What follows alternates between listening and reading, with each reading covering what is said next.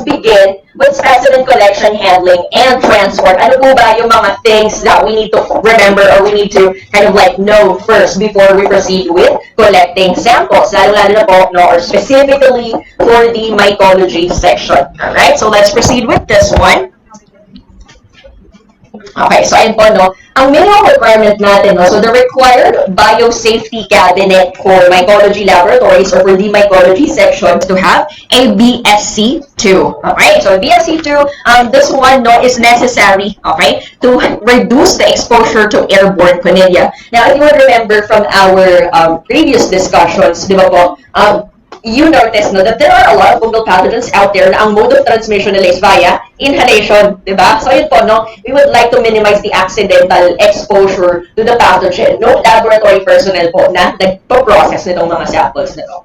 Next po, another requirement is to have an electric or an enclosed electric incinerator. Okay? So this is to prevent the creation of aerosolized particles. So hindi po pwede, no, hindi pwede yung mga ginagamit natin na alcohol lamps, no, yung open flame burners, hindi po pwede yung mga ganon. Kasi nga, since they're open, no, kapag may sterilize po kayo na bagay doon that contains infectious spores, no, maaari po na ma-aerosolize ito and you could accidentally inhale these organisms, leading to an infection. So again, it is part of the requirement to have an electric incinerator. Next, isa pa pong requirement to have, or to be able to process samples in the mycology laboratory is to have screw-top agar slants. Petri dishes are not recommended because they increase the risk of hazard. Okay? So, karamihan po ng mga pictures na nakikita natin sa ating mga discussions, yung mga example na pinapakita, they're still in Petri dishes, di ba? Pero po, if you're processing actual clinical samples from sick patients, hindi na po yun recommended. We're only using Petri dishes in the photos that we're showing or in the examples that we're showing just to have a better visualization of the organism, okay? So for better visualization lang yun or for study purposes. But if you're processing samples from actual infected patients, no, you should use a screw-top agar slant, okay? So imagine the Durham tube na ginagamit sa microbiology 1. So yun po, no, yung glass na tube na agar slant tapos may takip na black at the top. Ganun po dapat, okay? Even at the mycology training that I went to nung pre-pandemic pa, no, kahit demo purposes lang or kahit for practice purposes lang po yung mga ginagawa namin, no, naka-screw top tube na rin po yung ginagamit namin. We don't really use plates anymore. Next, the appropriate collection of specimens equals the accurate diagnosis of the infection. Anong ibig sabihin natin when we say appropriate collection of specimens? Isa sa mga bagay na kailangan natin i-consider is the adequate amount of specimen. Dapat po meron kayong sapat na amount na specimen na makokolect. Kasi po, these specimens, no, could be used for multiple different tests. And you have to be able to provide samples for all of those different tests that will be necessary. Okay? Another thing to consider, no, kapag sinabi nating appropriate collection is the correct site or the correct source of the sample. So, kailangan po kung nasaan yung, or how do we say this, in relation to the clinical manifestation of the patient, kung nasa natin na-observe yun, dapat doon din po tayo magko-collect ng sample. Okay? So that should lead us to proper readings, proper observations, proper results na i-report, and of course, ultimately, it leads to accurate diagnosis. And of course, kapag accurate yung diagnosis, no, the patient will receive the correct treatment. Alright? Next, all specimens should be transported and processed as soon as possible. Okay? So, isa po ito, no, sa mga bagay na natutunan natin. Simula pa lang ng parasitology hanggang umabot kayo ng micro 1 hanggang umabot tayo dito ngayon sa micro 2. When you are handling samples that potentially contains living organisms, okay, it is a requirement that you process the sample immediately, agad-agad. Kasi diba, any delays in processing could affect the viability of the living organism na gusto sana nating i-observe. Okay? Now, another specific thing about the delay in processing of fungal pathogens, no, is that this could lead to the overgrowth of contaminants. Okay? Overgrowth of contaminants. Now, how does it happen? Ang problema po kasi, the usual pathogenic organisms, no, they grow much slower. Ano yung mabilis mag-grow? Yung contaminants. Yung contaminants pa po talaga yung mas mabilis mag-grow, mas mabilis magpakita ng colonies if we attempt to grow them. Okay? So, ayun po, no? again, no, any delays in processing, no, that could lead to the death of the actual pathogenic organism and mas mabibigyan ng way para mag-grow yung contaminant. So again, process as soon as possible.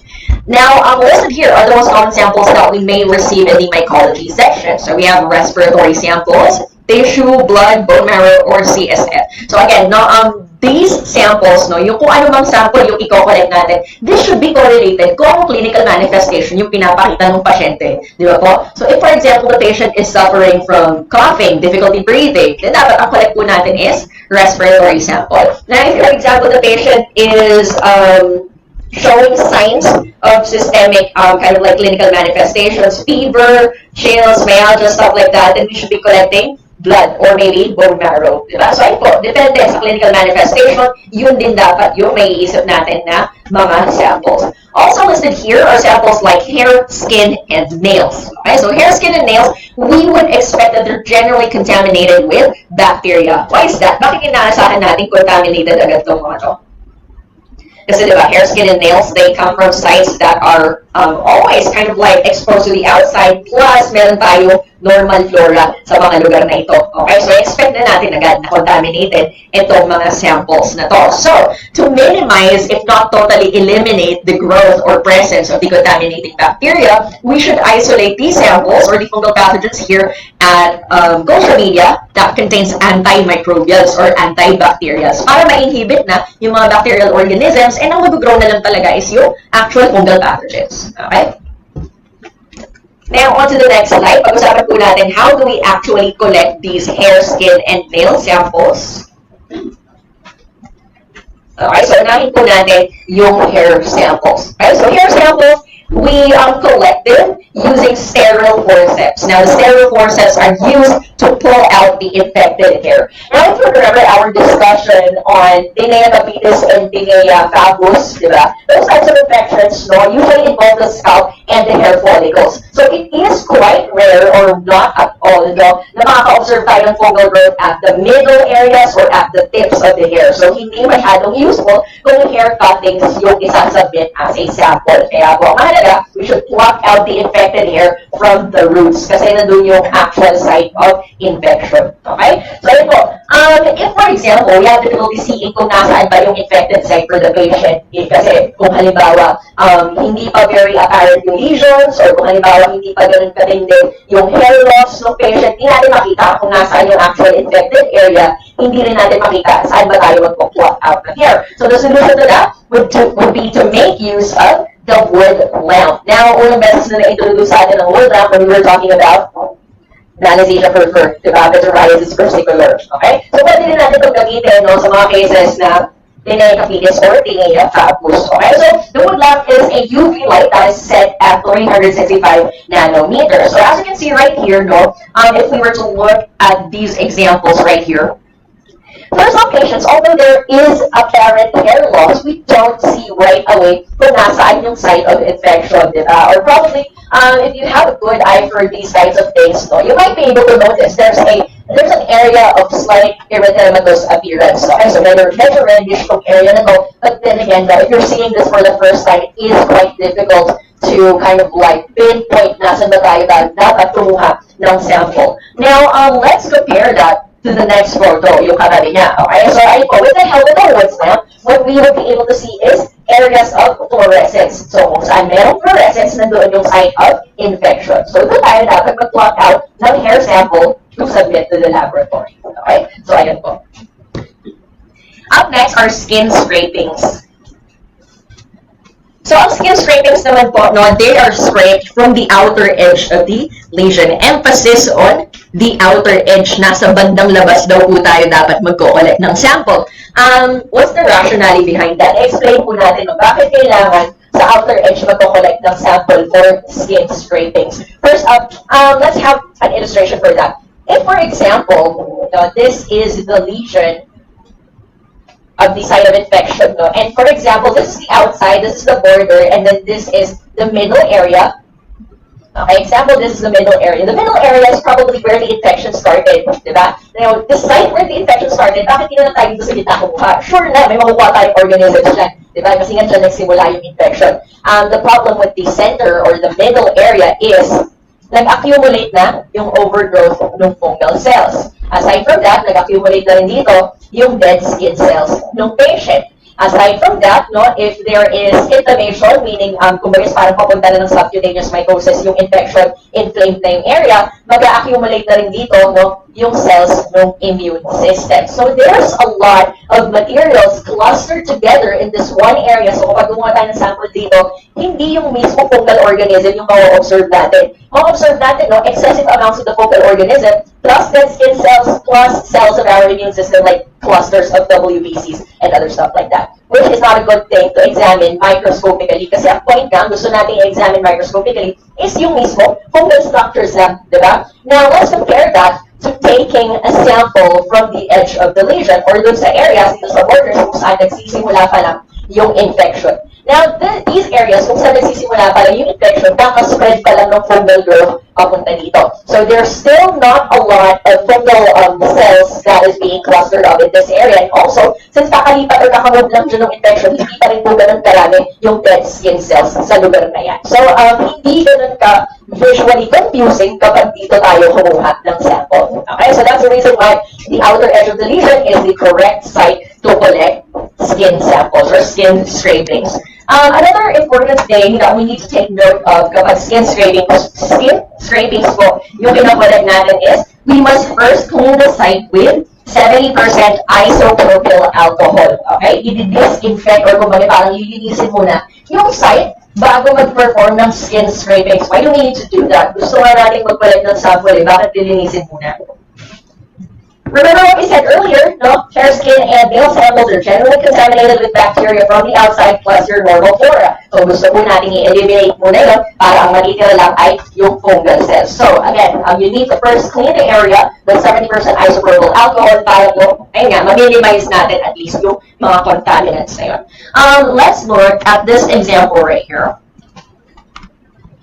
Okay, so this photo shows us a case of tinea pedis, tapos nagko-collect sila ng skin scraping. So as you can see right here, no, they're using the blood side of a scalpel. Diba yung scalpel mo, may part na matalim, tapos yung kabilang side hindi matalim. So yung side na hindi matalim, yun po yung ibang i-scrape off mo dun sa flakes no, that or the parts of the skin that are flaking off. Alright? In some laboratories, minsan glass slide na lang din. No? Yung glass slide yung ibang sasalo, tapos may isa pang glass slide na ipapag-scrape off dun sa flaking skin. Okay? So yung mga skin flakes po, no, na mapupunta doon sa glass slide, you examine that microscopically. Kung may excess flakes pa ng skin na makukollect, yun naman po ay pwedeng i-inoculate sa culture media. Okay? So again, this is a case of tinea pedis or underperforming skin scraping.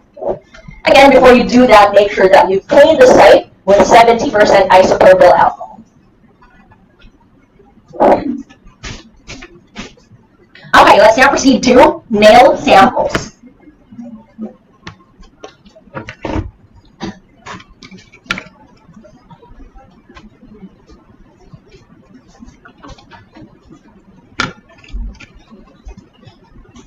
Okay, so for nail samples naman po, no, they're usually submitted as scrapings or cuttings. Okay, so kung nasa surface lang naman yung nail infection, just scrape it off. Kapag naman po medyo makapal yung infected area and most of it is under the nail bed, you submit it or you collect cuttings. Alright, just make sure na sterilize po yung clippers or scissors na gagamitin to cut off the nails.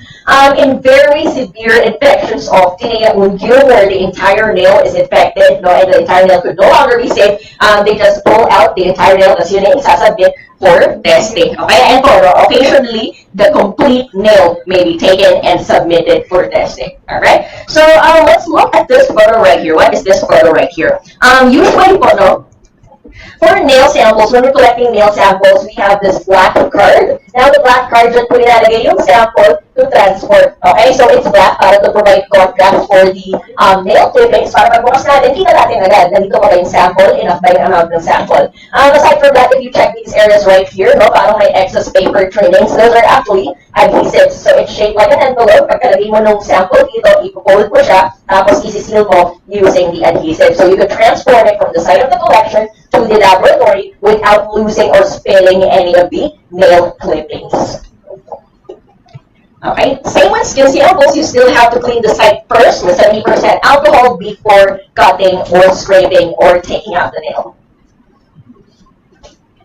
That was for hair, skin, and nails. Let's now proceed to blood and bone marrow samples.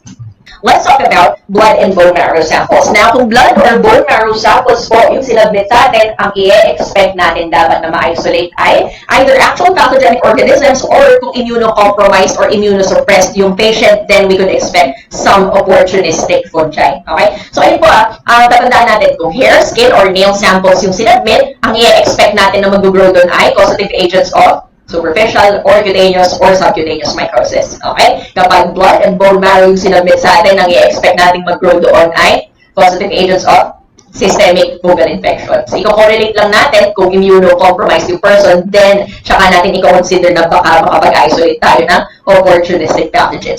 Alright? So, the first system that is recommended to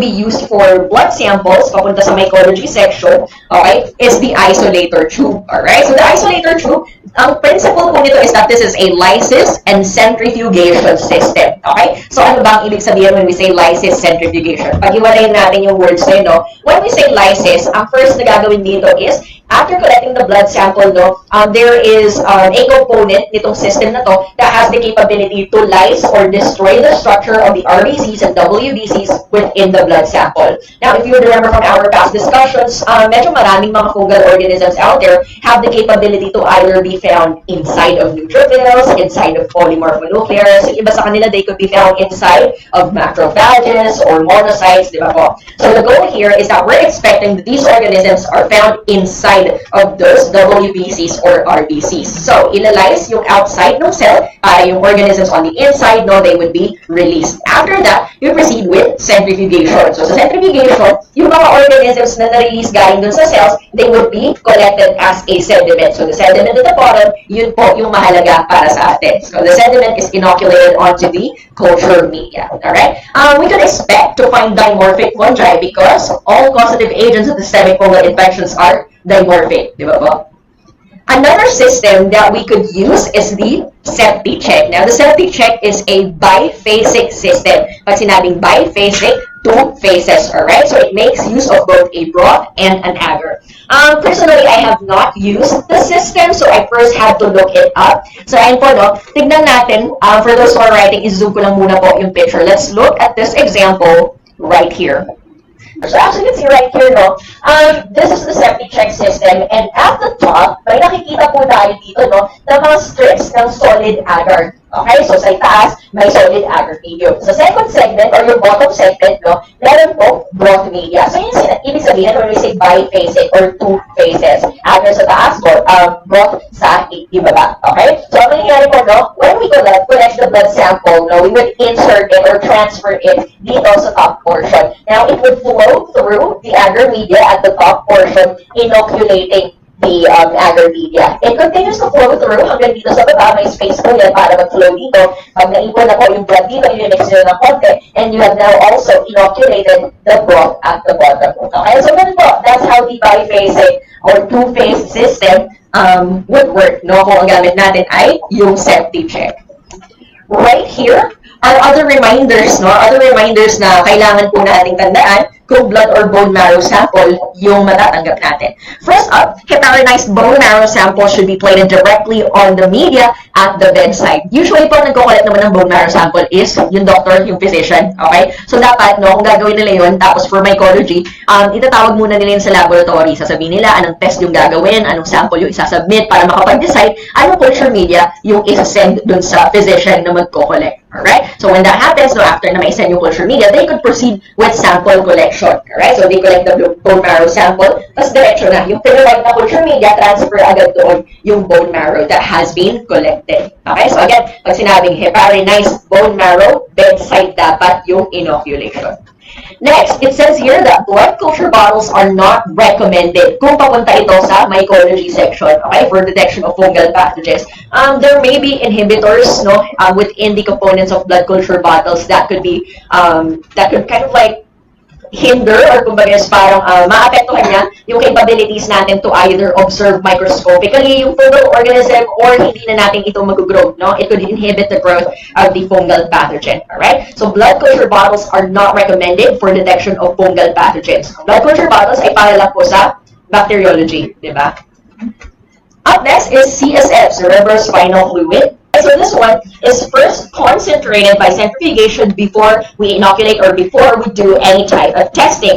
Now, bakit kailangan munang i-concentrate through centrifugation? What is the concept, no? What is the point of concentrating your samples before centrifugation? Again, let's have an illustration for this one. If, for example, this is the container, the cup that would contain your CSF sample, no? And if, for example, you have this much cerebrospinal fluid, so medyo madami na napuno niya yung container nyo, pero you only have this much amount of fungal organisms, that's not a lot, okay? So kung halimbawa, wala ka muna gagawin dito, no? Straight up from this, ipapipet nyo na agad siya, papunta dun sa culture media kung saan nyo man siya inoculate, there's a very low chance that you would even get any of these minimal amounts of fungal cells, di ba? I-compare natin yan if we were to subject it to centrifugation. So in centrifugation, you take your test tube. Tapos if, for example, you have this much amount of CSF, no? After centrifugation, lahat po ng fungal cells ay may ipon dito sa ilalim. Diba? May ipon sila sa ilalim. So regardless of how much cerebrospinal fluid you have, as long as you have your sediment, sigurado na makakakuha ka ng fungal cells. Alright? So kung hindi naman na kailangan, wala namang ibang test na gagamit ng fluid at the top, you could discard the fluid at the top. Dahil ang mahalaga para sa atin ay yung sediment. Dahil sa sediment na ipon, yung fungal cells. You're also currently enrolled in the AUBF. Diba po? So that's a similar concept. You take your urine sample, make an alicone, centrifuge, tas yung sediment din yung mahalaga doon. Diba? So it's the same concept for this one. For us, no?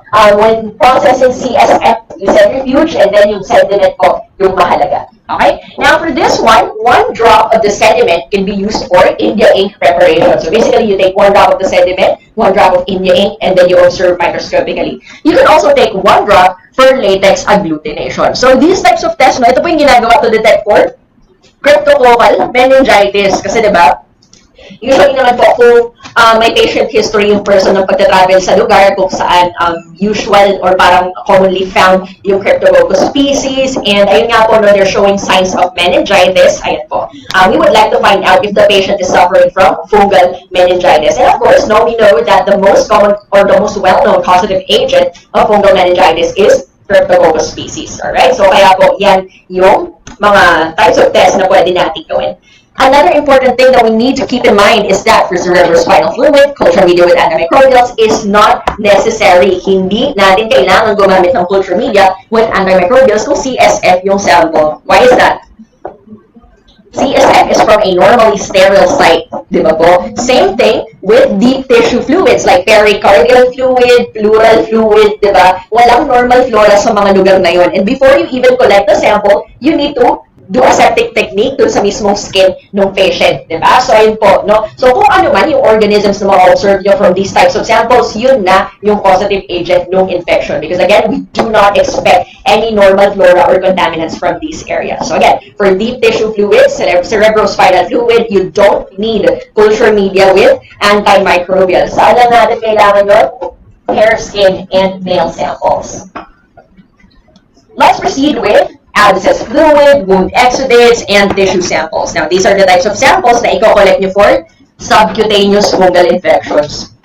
Okay, so let's first talk about abscess fluids and wound exudates. Again, you usually collect this for cases of subcutaneous mycosis. Now, for this one, no, ito yung ideal, pero again, hindi ito yung common. Okay, wait and go, this is a very ideal setup, but it's not commonly performed.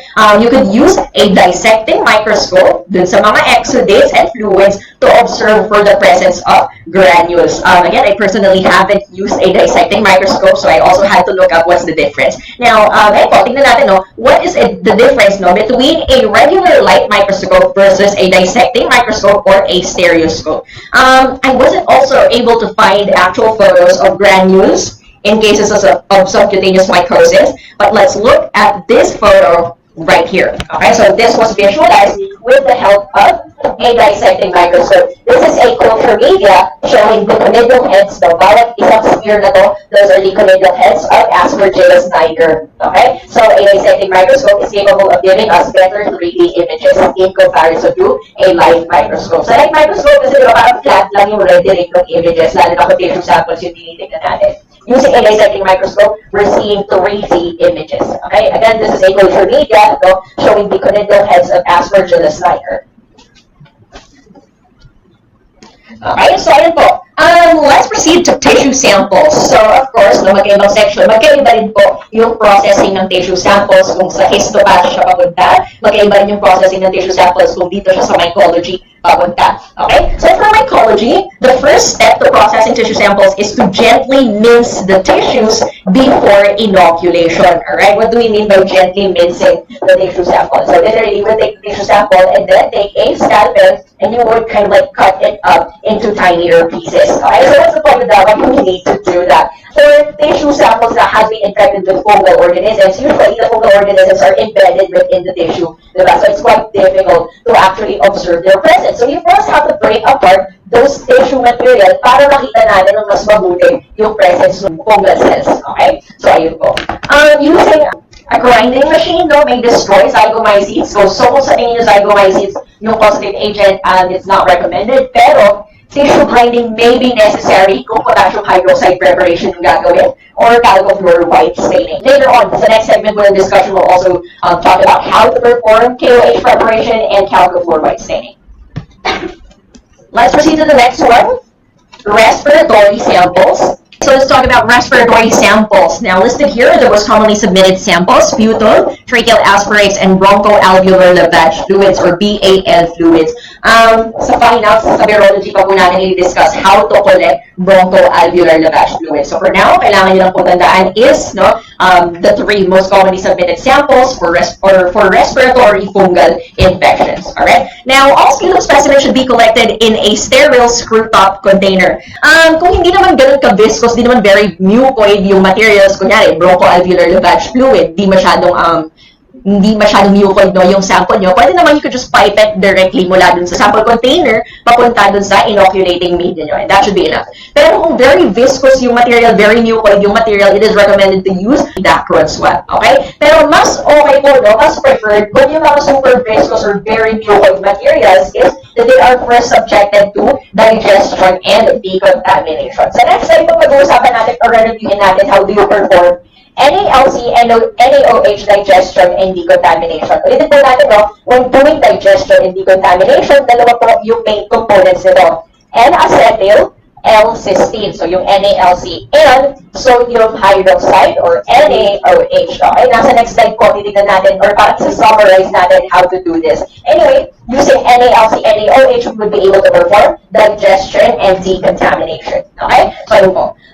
Next, medial antimicrobials is also needed to prevent bacterial contaminants, okay? Because our upper and lower respiratory tract, they also have normal flora, di ba po? So, maaaring contaminated din ito. So, ayun po, apat na yung nasa listahan natin na kailangan gamitan ng culture media with antibacterials, okay? Hair, skin, and nails, and also respiratory samples because they may be contaminated with bacteria, alright? In cases naman po of oropharyngeal candidiasis, you could perform direct smear and culture. How would you do that? Di ba po yung cases of oropharyngeal candidiasis, yung fungal growth nandun lang sa throat area ng patient. So you can just swab that area, take those samples, tapos yung material na makukulit nyo dun sa swab, yun na rin po yung inoculate na sa culture media. Now, this is something na hindi ko po na-mention or nabanggit sa previous discussions ko, but Candida species look exactly the same both microscopically and macroscopically. Okay? So how would we differentiate them kung i-culture natin sila? We need the help of chromogenic Candida agars. Alright? So first up though, this is actually a brand name, Chromagar Candida. Tignan po natin how does this work. The concept behind chromogenic Candida agars is that these agars have different substrates within their ingredients. Itong mga substrates po na ito, mag-metabolize siya ng Candida species. Now, depending on the metabolic product, so these Candida species, magkakaiba din po yung colors na pwede ma-produce. So, let's look at this photo right here. Alright, so this is an example of multiple fungal growth or multiple Candida species inside of the Chrome agar Candida culture media. So nakikita po natin, no? Candida tropicalis is dark blue, Candida albicans is teal, Candida cursae is kind of like a light purple. Okay, so yun po, no? Although they look similar microscopically and macroscopically, walang pinagkaiba sa quality morphology and microscopic morphology, at least na-differentiate natin sila through the colors that they are producing sa Chrome agar Candida. May isa pa pong brand na ginagamit, it's the Candida ID, galing lang po, no, sa ibang manufacturer. But the concept is the same. So let's look at the results right here. It's also the same. Nakikita natin na Tropicalis is dark blue, Albicans is teal, and Cursae is purple.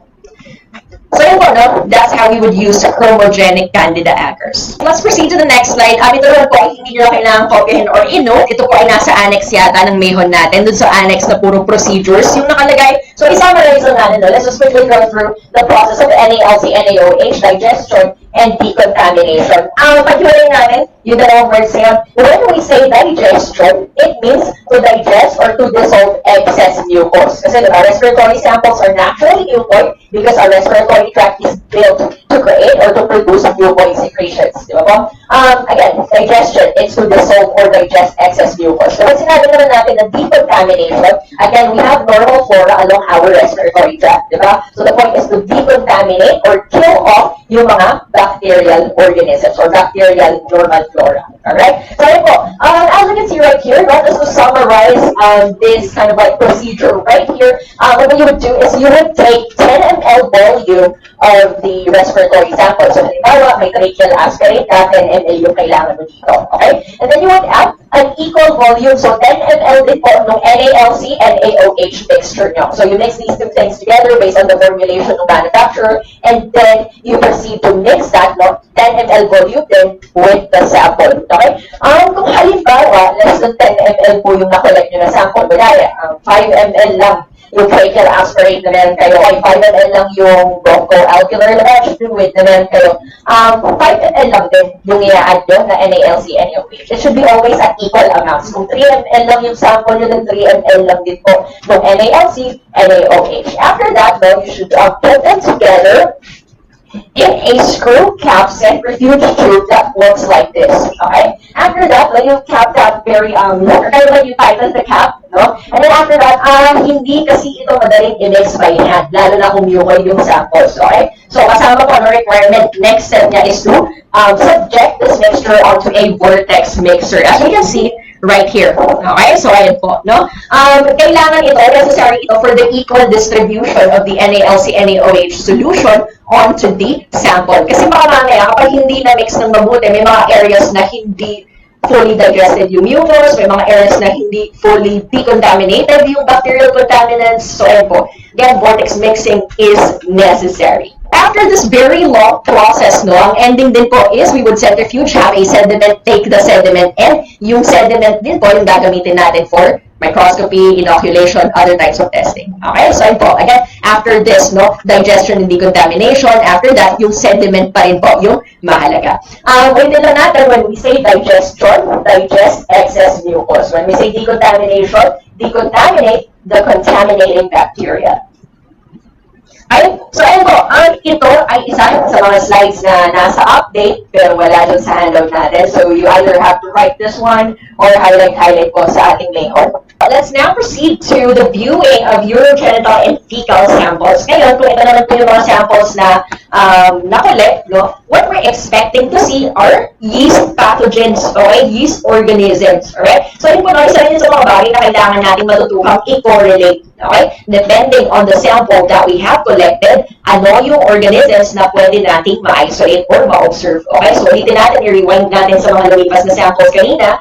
If, for example, we're observing or we're processing hair, skin, nail samples, we're expecting to find positive agents of superficial or cutaneous or maybe subcutaneous mycosis. Kung halimbawa, tissue samples, wound, exudates, abscess fluid po yung naisubmit sa atin, and we're expecting to find positive agents of subcutaneous mycosis. Kung halimbawa ang sinabit ay blood or bone marrow sample, ang ina-expect natin ay positive agents ng systemic fungal infections. Alright? So, ayun nga po, kung urogenital or stool sample yung sinabit, ang aasahan naman natin makita dito ay yeast. Right?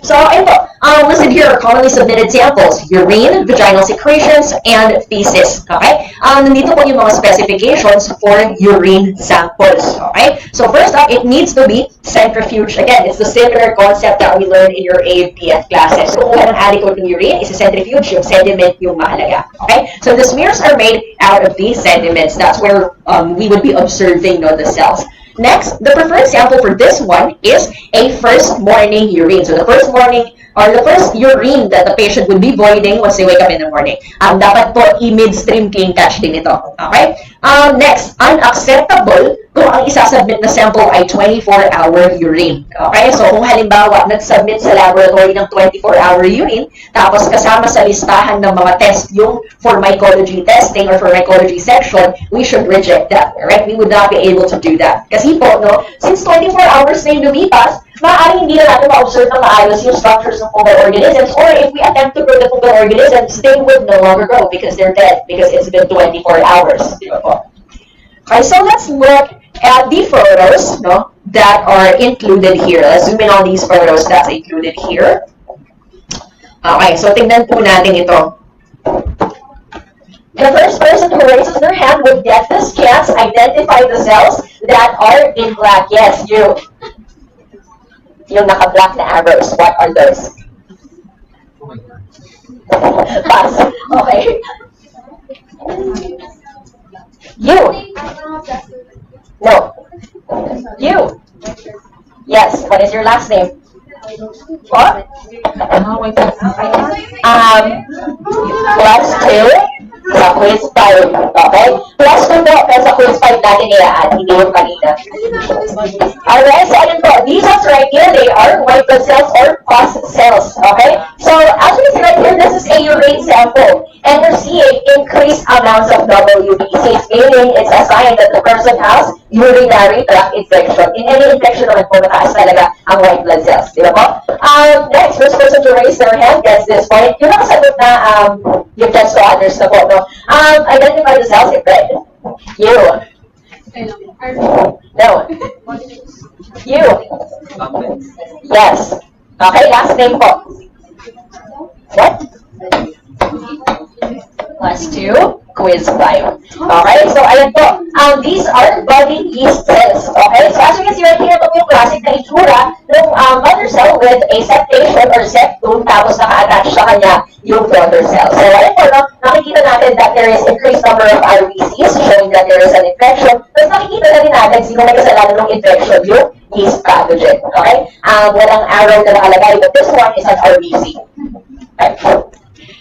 The next photo is an example of a stool sample. Ito po ay fecal specimen. Now, sa fecal specimen po yung tinitignan natin, medyo mas maraming background material, There's kind of like a messy background. And dito po, maliban sa sobrang dami ng yeast cells na nakikita natin, pwede na rin tayong makakita ng mga hyphae. Alright? Again, these are the things that you would usually be able to observe stool sample na yung tinitignan natin.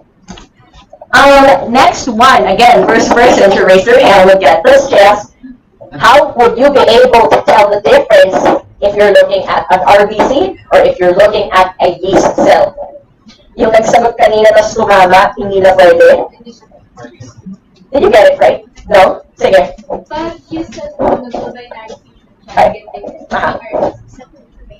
Okay, kulang, but I'll give you 1 point. Ano yung last name? Okay, so 1 for quiz 5. Okay, no, ito, na-explain natin. The first statement is correct. The first statement is true, okay? Kapag po yeast cell, yung tinitignan natin, totoo naman, nakikita natin na there's a budding that's happening, or usually they are connected to another yeast cell, okay? Usually, pag RBC, mag-isa nila. Pero paano naman, kung halimbawa, nakakita tayo ng ganito, tapos wala siyang paduktong na iba pang cell. How do we know if this is an RBC or if this is a yeast cell? With regards to shape, yeast cells are more oval. RBCs are more perfectly round. Okay? So, i-compare natin ito dito, di ba? Mas oval ito in comparison to this one. This one is more perfectly round, so this one is an RBC. Hindi nyo makikita yung white concave nila sa urine samples. Makikita nyo lang po yun sa blood smears, okay? But when we're looking at urine samples, we don't really see the dimensions. Okay? So, yung shapes lang talaga, yung arrangement nila yung ma-observe natin. Okay, so kung halimbawa nakakita tayo ng single cells lang, no? Tapos nakita natin na oval yung shape, just like this one right here, no? That is a B cell. Pero kapag nakita natin, no, na mag-isa nila, tapos it's perfectly round, like this one right here, and these ones right here, those are RBCs. Alright, so let's now proceed to microscopic examination. So, pag-usapan po natin yung potassium hydroxide preparation or the KOH prep. Alright, so for this one, we're going to use within the range of 10 to 20% potassium hydroxide. Okay, so this is for detecting fungal elements in skin, hair, nails, and tissue samples. Again, kapag ito po yung samples na na-submit, anong ina-expect natin makita? Positive agents of superficial or cutaneous or subcutaneous mycosis kasi may kasamang tissue. Right? So, yun po. Madali lang naman yung basic procedure ng potassium hydroxide prep. You add 1 drop of potassium hydroxide on your clean glass slide, and then you add your sample onto that. Thus, cover with a cover slip. Ang third step, this one is a bit important, no? You gently heat the slide and allow to cool for 15 minutes. What do we mean by gently heating the slide? If you remember from your micro 1 classes, yung i-hover nila above the flame source yung mismong slide ninyo. Alright? So, ayan po. You just wait for it to dry. Okay? Tapos, ayan po. You put that aside to cool it down. Okay? Para rin po mabigyan ng time, no? Para mabigyan ng time yung potassium hydroxide to break down the keratin and the skin layers. Yun po yung trabaho ng potassium hydroxide. Okay? It could break down keratin, it could break down epithelial cells. Ngayon po, no, alamin natin, ano naman, bakit kailangan pa natin gawin ito? Ano bang itsura kung hindi natin gagamitan ng potassium hydroxide preparation? Let's look at this photo right here. Okay, tingnan po natin to, no? So, although nakikita naman natin, may label naman na kung nasaan yung pseudohyphae, nasaan yung Buttonese cells, nasaan yung epithelial cells, no? It's still a lot. There's still a lot of structures. There's still a lot of things going on. It's quite difficult to identify things at the first glance, di ba po? So, sobrang daming structure, sobrang daming bagay na nangyayari at nakikita natin. Medyo mahirap nang i-visualize or makita kung ano ba talaga yung hinahanap natin dito. Alright? But if we successfully perform the potassium hydroxide preparation, it's supposed to look like this. Let's look at this photo right here. Okay, so ayan po, no?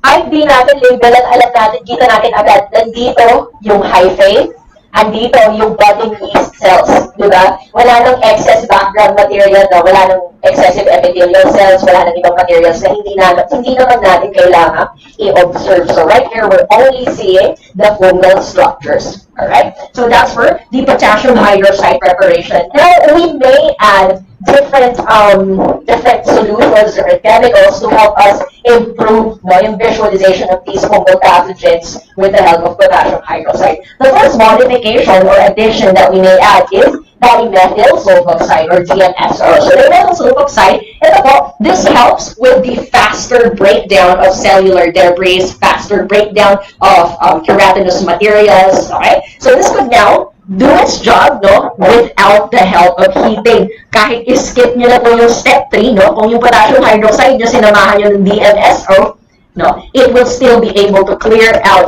all of those excess epithelial cells and keratinous materials. To oversimplify that statement, no, kung gusto nyo gawing cold method yung potassium hydroxide nyo, you could add dimethyl sulfoxide. Next modification is the chalcofluoride stain.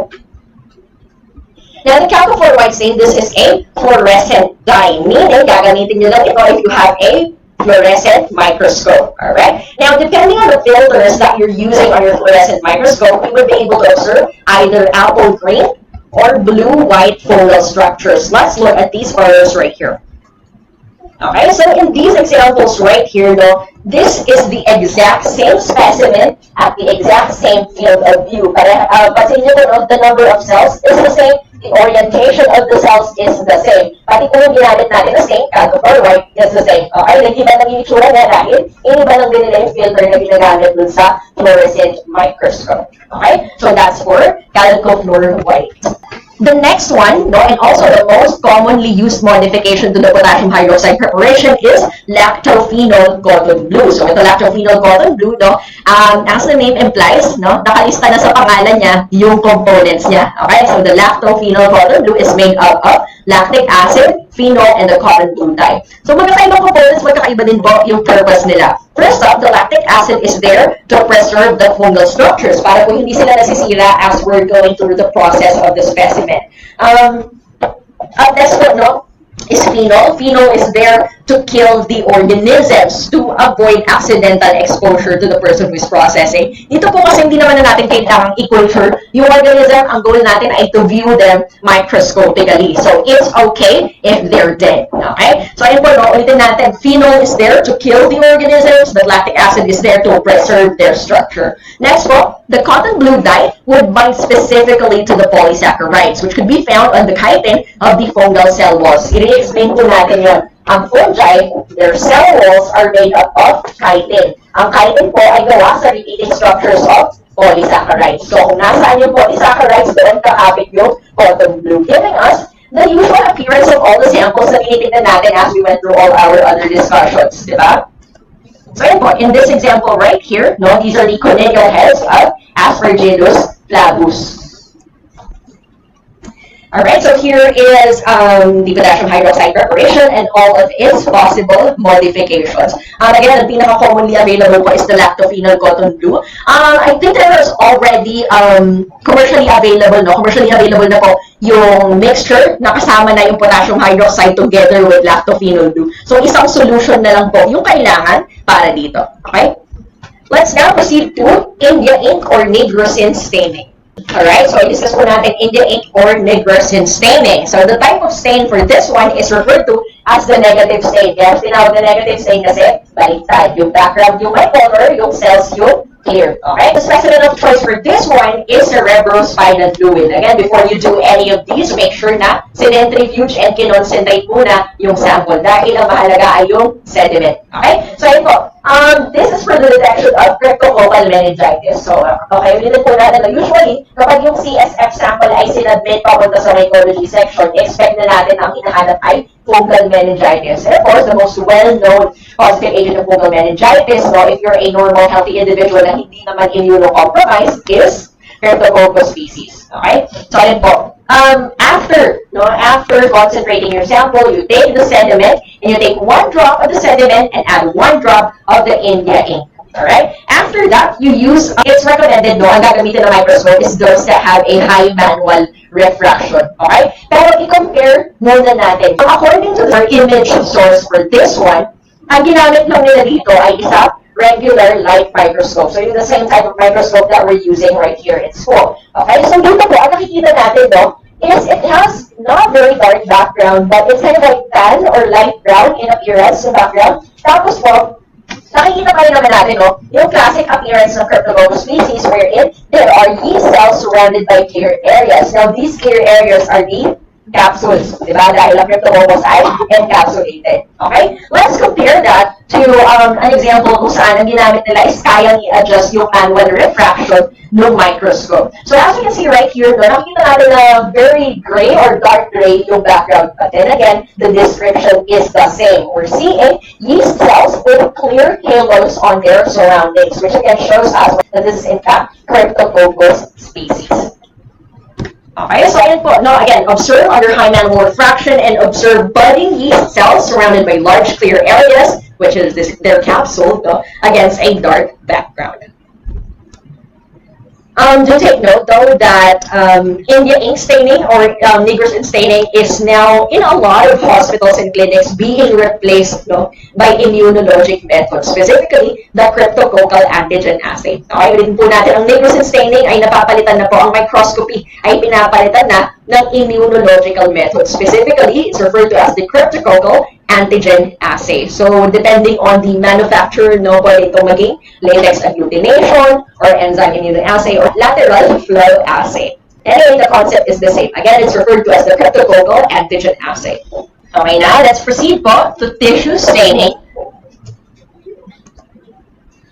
Okay, so yun po, let's proceed to tissue staining. So, magkakaibang tissue stains, magkakaiba din po yung pwede nating mag-visualize. And iba-iba rin po yung types of fungal infections na pwede nating ma-observe. Okay, so nahin po natin yung per-iodic acid shift. The per-iodic acid shift, no, ang principle po nito is that it binds to polysaccharides. Hindi natin, fungal cell walls, they're made up of chitin.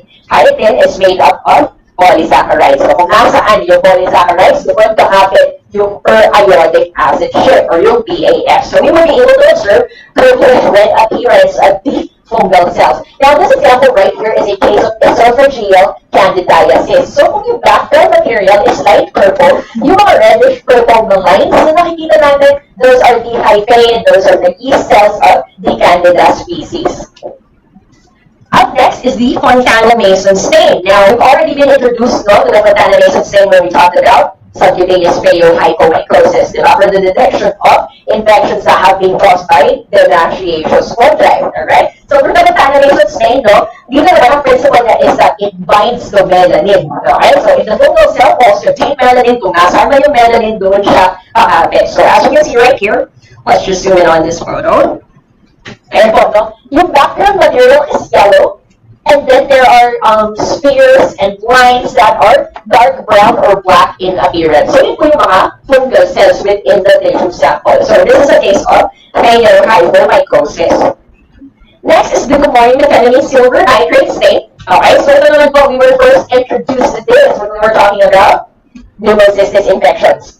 So, ayan po. The concept is the same. Okay? Nag-iba lang yung itsura. Let's look at this photo right here. So, ganun din po, nag-iba lang yung itsura ng background material. The background material is light blue in appearance, but the actual fungal cells are darker in appearance or parang black na po yung itsura nila. Alright? So, those black lines or black areas, those are the fungal cells. Another stain that was mentioned here is the GEMSA stain. Alright? So, GEMSA, this is very useful kung ang sinubmit sa atin ay blood sample o kaya bone marrow sample. So, this is good for detecting cases of histoplasmosis. Okay, so ito ang kailangan din po tatandaan natin yun or we would be able to make correlations depending on the stain that is being used, anong types of infection yung pwede nating i-observe. Again, kung periodic acid shift po yung ginamit, this could help us detect cases of candidiasis. Kung ginamit po is Fontana-Mason stain, this could help us detect cases of phaeohypomycosis. Kung ginamit ay glucosamine silver stain, this could help us detect pneumocystis. And kapag GEMSA ang ginamit, this would help us detect cases of histoplasmosis. Itong next slide po is just a table taken from Mayhon. So, ayun po, sinasummarize lang dito in tabular format kung anong stain yung pwedeng gamitin and ano ang itsura, kung anong itsura ng fungal elements or fungal cells. Sa Mayhon 7th edition po, may ibang topics pa na diniscuss bago pumunta dun sa smear preparation.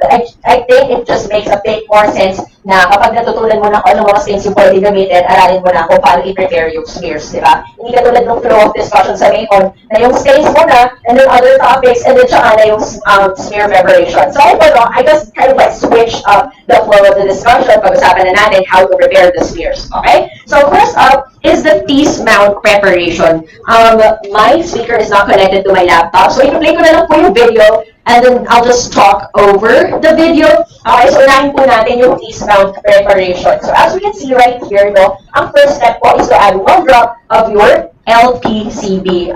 This one, commercially available na po na magkasama na yung potassium hydroxide or may potassium hydroxide component na yung LPCB. Kaya nakikita nyo po, di ba, isang solution lang yung ginamit niya. Just 1 drop of that, and that's it. Okay? So after that, they would proceed to take their sample and sterilize inoculating needles. Dito po, ang ginagamit pa nila ay Petri dishes kasi nga for demo purposes lang naman. But again, if actual clinical samples ang pinaprocess, dapat screw top agar slant. Alright, so they have their inoculating needles, they're taking some of the aerial mycelia. Right? Kumukuha siya ng aerial mycelia, and then they transfer that onto the drop of LPCB. So as you can see right here, dalawa yung inoculating needle na ginagamit. So ang ginagawa is literally tini-tease apart or tinu-pull apart po yung sample or yung aerial mycelia na na-collect. Okay? You have to be very careful when doing this. Kasi kapag masyadong intense or parang medyo masyadong rough yung pagkakaseparate nyo, baka po masira yung mismong structure ng mga conidia, ng mga hyphae, so hindi rin natin may kita ng mabuti. So be very careful when performing the tease mount preparation. You add your cover slip. And po, in this video, they're just pushing it down with a toothpick kasi hindi nag-spread ng mabuti. And also to get rid of the bubbles. Minsan kapag may bubbles yung smear ninyo, nakaka-confuse din kasi yun sa pag-visualize. Baka akalain yung yeast cell, yun pala bubble lang. Right? Optional, no? Optional, you could seal the sides with a cover slip using clear nail polish para medyo mas tumagal yung sample mo para hindi siya mag-dry agad. Okay? So, tatakpan or seal ng clear nail polish and then you can read that for the next few hours. Okay? Ideally, dapat within 30 minutes lang siya nire-read. Pero, again, step 4 is optional. Right? That's for the tease mount preparation. Let's compare that to the cellophane tape technique. Again, I'll just talk over the video. As you can see right here, the first step is the same. No? You would take a drop of your LPCB, place that on your clean glass slide. Dito naman po, as the name implies, literal, gagawa ka ng flag, gawa sa tape. Okay? So you would take your wooden applicator stick, take your scotch tape, tapos yung isang end ng scotch tape, iikot nila dun sa applicator stick to make a flag. So there's this one side kung saan nakalabas yung sticky side ng tape. So, literal mukha siyang flag. Next, you would gently tap the surface, no? Or you would gently touch the surface of your culture media kung nasaan yung aerial hyphae using the sticky side of the tape. Hindi nyo po ididiin ng mabuti yung sample nyo, okay? Since sticky naman yung tape, sapat na yung nilabag nyo lang siya ng marahan doon, tapos may makukuha po kayo na aerial mycelia. Okay? So, as you can see right here, they don't really press on the sample. They just lightly touch. Tapos may sasama na aerial mycelia. They added 1 drop of alcohol para lang i-dissolve yung adhesive at hindi struggle ilipat dun sa glass slide. So right now, they're moving the tape onto the glass slide. If hindi evenly spread out yung LPCB, pwede naman pong mag-add ng isa pang drop ng LPCB. Okay, and then we still add a cover slip on top of that. And then po, no, ang usual para reading time is you should be able to read this within 30 minutes. No? Kasi reading after 30 minutes, maaari po na nag-dry up na yung prepare ninyo. Now, let's compare that. No, medyo mas labor intensive, pero parang mas mahirap gawin. Pero mas maganda po yung morphologies na nabivisualize natin kung i-compare natin yung itsura sa cellophane tape flag versus sa tease mount preparation. Kasi sa tease mount preparation, no, this is subject to destruction kapag masyadong gigil yung naggagawa ng tease mount prep. Diba? Baka masira yung focal structures. Pero kapag cellophane tape flag yung ginagawa, no, as it is, kung paano yung structure ng aerial mycelia, talagang pinulot nyo lang yun, tapos nilipat nyo dun sa glass slide. So, mas maganda yung visualization ng macroconelia, ng hyphae, and other structures. The next one is the Rydell technique or the slide closure method. This one, medyo mas mahaba yung video na to, no? So, just click on the link na sinend ko dun sa PDF copy and you can watch this on your own time. Pero explain natin yung with illustration. Paano ba ginagawa ang Rydell technique? So, initially, you would start off with your culture media na walang nakagrow na organism. Okay? So, you would cut kind of like a tiny cube or 1 by 1 centimeter piece of your agar media. So, kukunin mo yung glass slide po, kukunin mo yung cube ng culture media, and ita-transfer mo dito sa glass slide po. Slide culture technique. Literally, i-culture mo yung organism dito sa glass slide. So, you would take your petri dish kung saan nag-grow yung current organism na meron ka. So, you would take your inoculating needle, no? Kukuha ka ng aerial mycelia, and using that inoculating needle, you would cut, no? You would make incisions dito sa gilid ng agar plate or ng agar cube, alright? Pwede rin naman po dito sa corners, alright? So either pa ganito or pa ganito po. After that, no? Yung aerial mycelia na nakuha mo, matatransfer sila dito, alright? After that, you add or kind of like you place a cover slip on top of this. Okay? You place a cover slip on top of this and then incubate. Alright? So after incubation, you would take a new clean glass slide, tapos you would add your 1 drop of LPCB. After that, pwede nyo lang tanggalin, no? Kapag nag-grow na yung organism, of course, nag-grow na yung organism, dumikit na sila dito, no? Sa cover slip. So just take your cover slip, ito yung mahalaga, tatanggalin nyo siya, ililipat nyo dito sa bago nyong glass slide. So the organisms that stuck to the cover slip, yun na yung i-observe nyo dito. Okay? So again, it's much more labor intensive. Pero kung ikukumpara natin yung mag-visualize natin na macro and microconelia, hyphae, and other structures, no? Kung ikukumpare natin tease mount versus cellophane tape flag versus the Rydell technique, the best visualization is at the Rydell technique. Kasi nga ba, no, directly how the focal organism was growing, ganun mo rin siya i-observe. Kasi kung ano lang yung dumikit dun sa overslip, yun yung titignan nyo the next day. Right, so that was for slide closure or the Rydell technique. As you can see right here in this video, they're already inoculating or scraping off the side of the agar cube. these next slides were filmed on a different day because on the 2024 version of this video, hindi ko po na-discuss yung mga susunod na segment.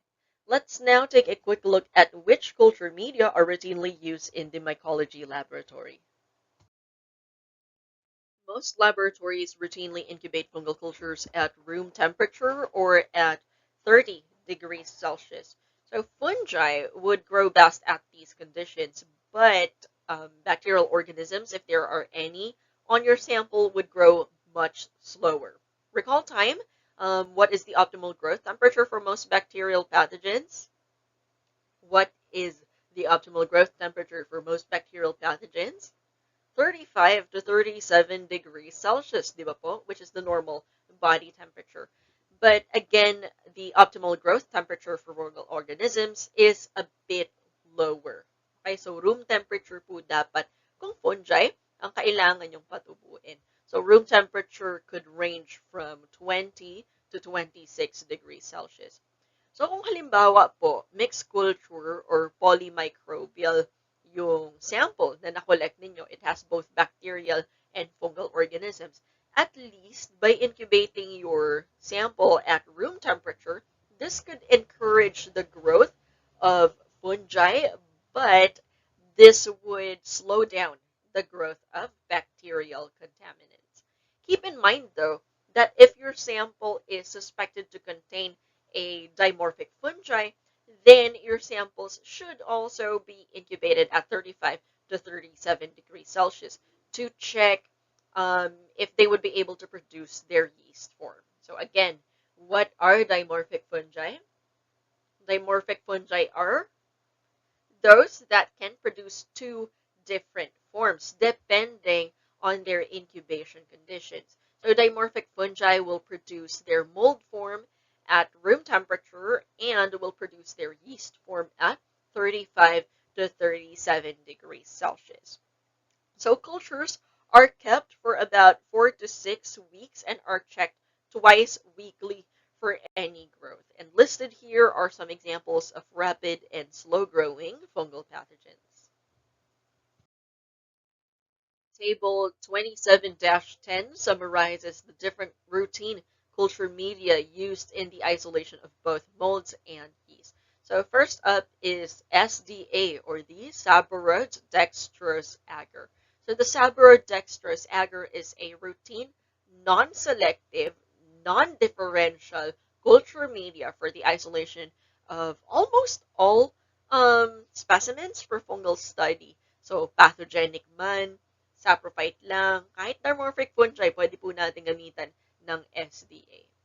Next is SDA with antibiotics. So, nabanggit po natin to on the earlier part of the discussion, di ba? Usually po, kung ang samples ay hair shafts, skin scrapings, or nail clippings, recommended po na ito ang gamitin natin to inhibit environmental contaminants, inhibit saprophytic organisms, and inhibit the commensals for us to really be able to isolate the dermatophyte of interest.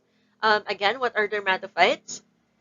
Dermatophytes is the general term that is used to refer to the causative agents of cutaneous mycosis.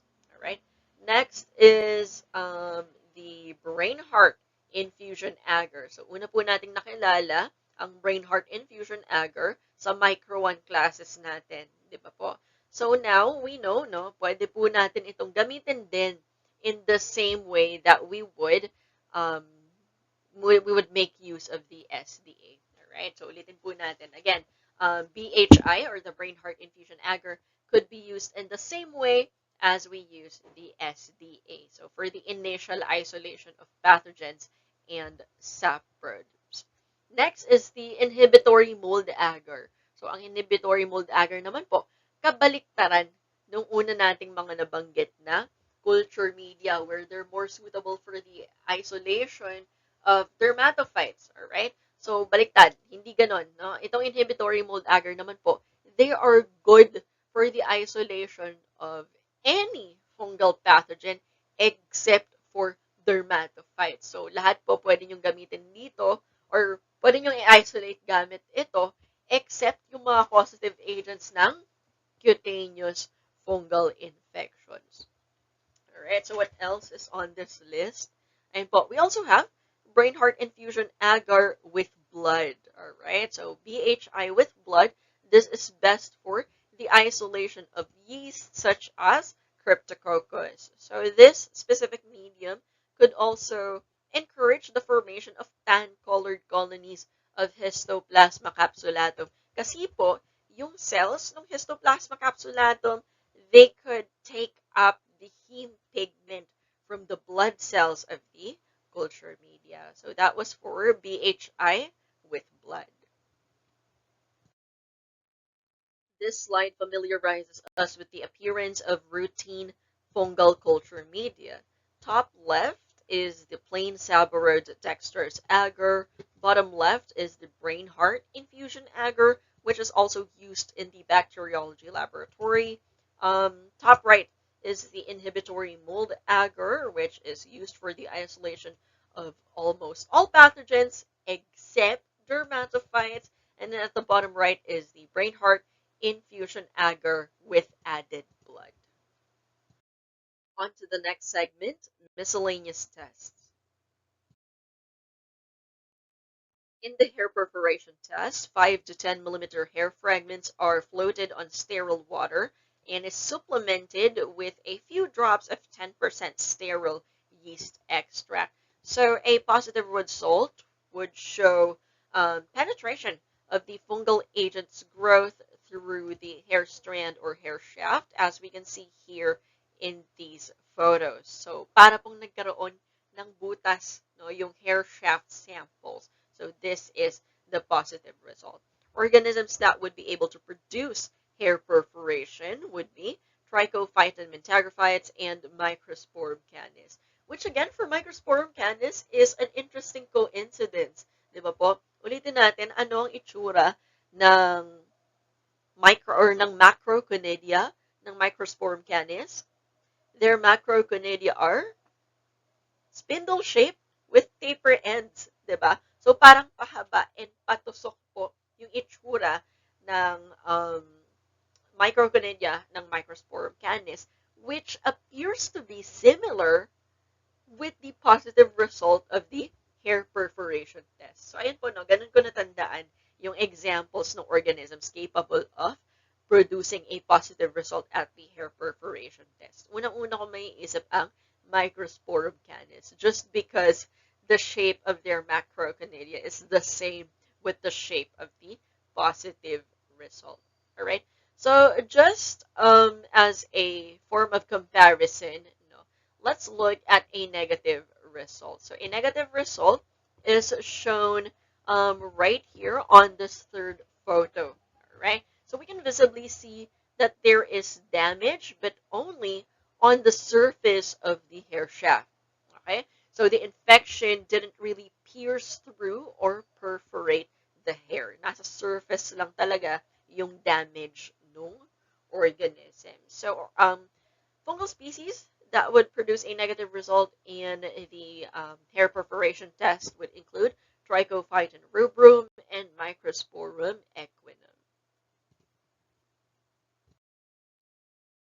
The 5-day urease test is used to help differentiate Trichophyton mentagrophytes from Trichophyton rubrum.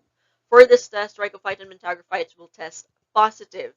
Now, if you can see right here, parehas lang naman po yung test media with the ones that we're using in bacteriology. Diba po? So, Christensen urea agar din po ang gamit natin dito. Ang pinagkaiba lang is temperature of incubation and duration. Diba? So, again, kung fungal organisms po ang gusto nyong i-observe, room temperature dapat ang incubation temperature. And for this one, as the name implies, 5 days po ang duration.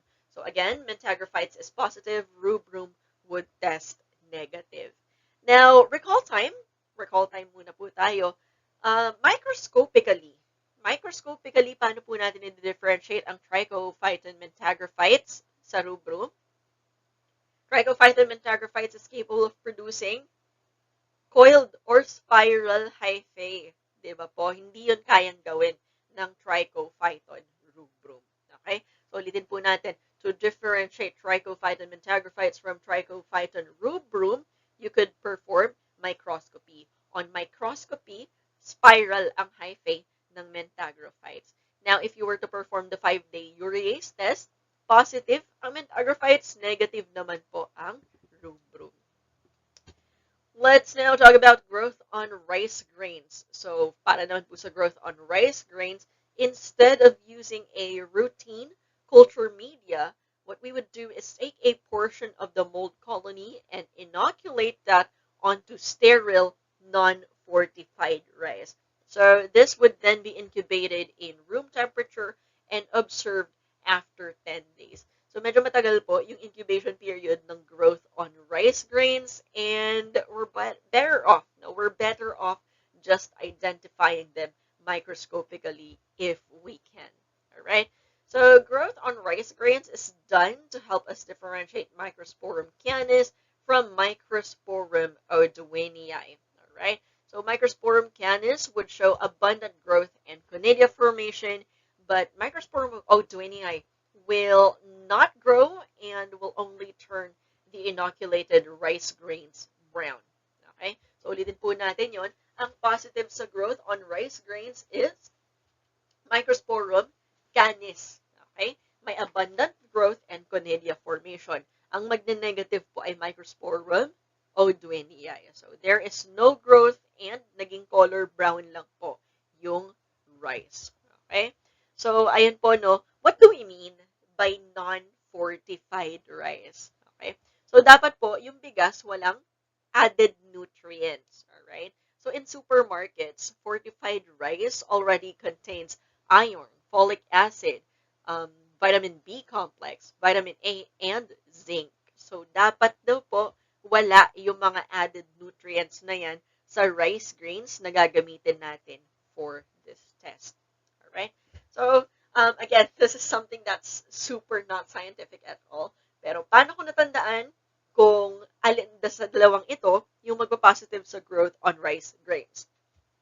Ang rice grains, after cooking, magiging sila kanin. Diba? So, which of the following would test positive for growth on rice grains? Microsporum canis. Okay? So, if you have a better way to remember that, that's great.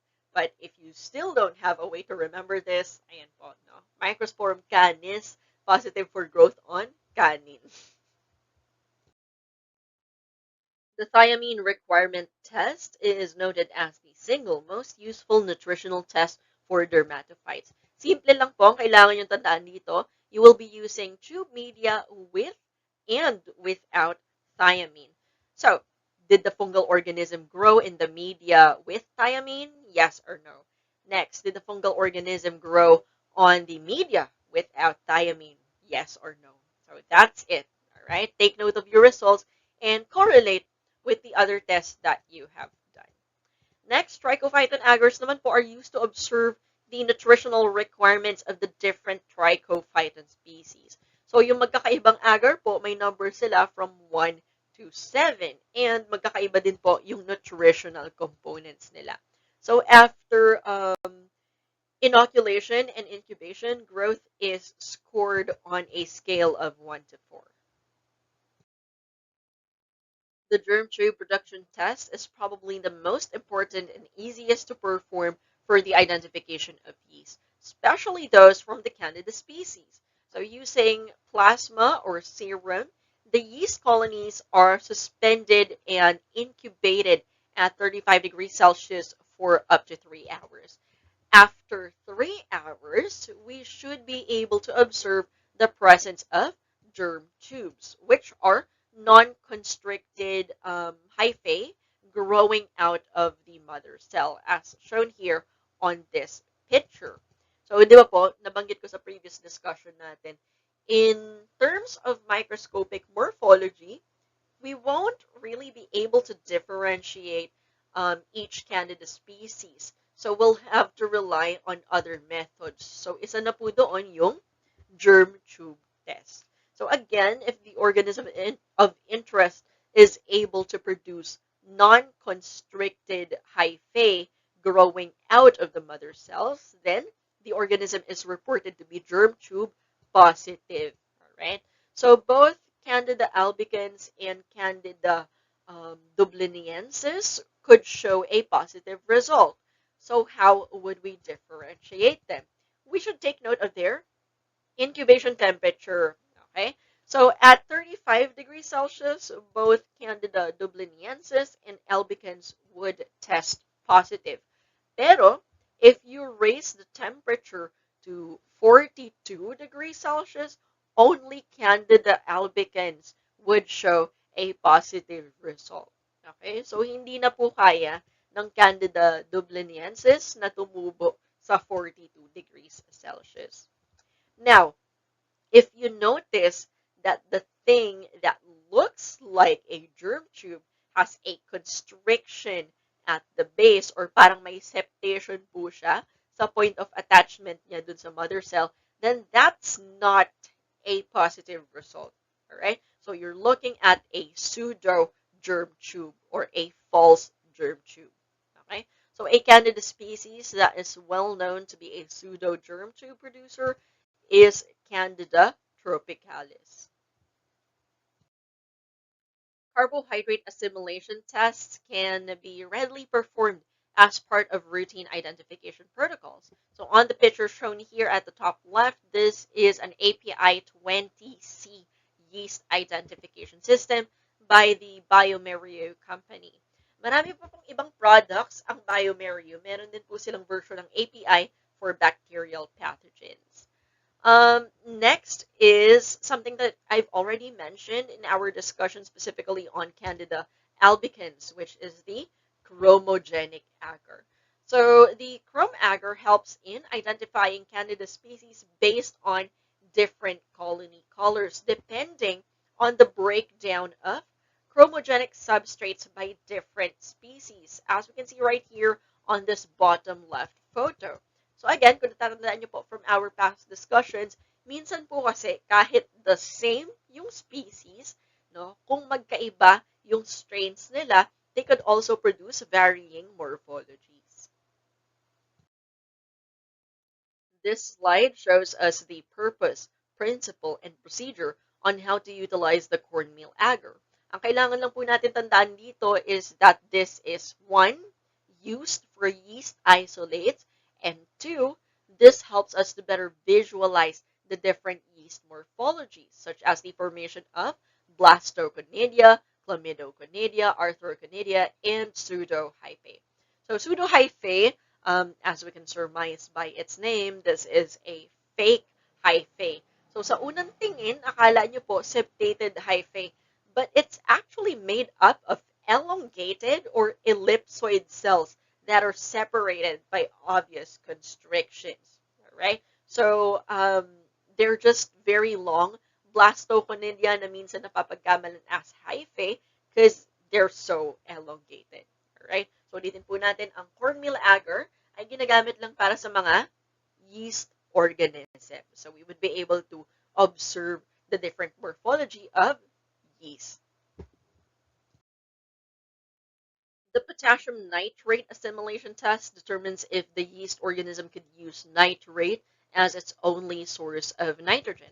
A positive result would turn the culture media into blue, and an example of potassium nitrate positive organism is Nagashinia albida.